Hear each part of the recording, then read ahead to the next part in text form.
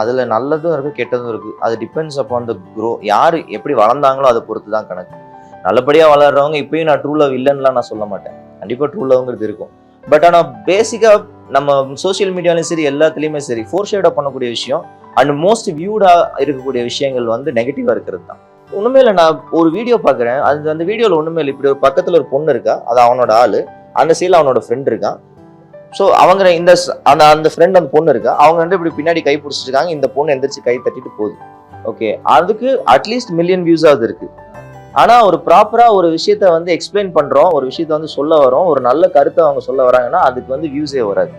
So according to the agency this is what happening. நான் என்னோட பெர்ஸ்பெக்டிவ்ல சொல்கிறேன், நான் சொல்கிறது தப்பாக கூட இருக்கலாம். பட் ஆனால் என் கண்ணில் நான் என்னோட பார்வையில் பார்க்கும்போது எனக்கு இப்படி தான் இருக்கு. ஸோ லவ்வும் அதே மாதிரி தான்.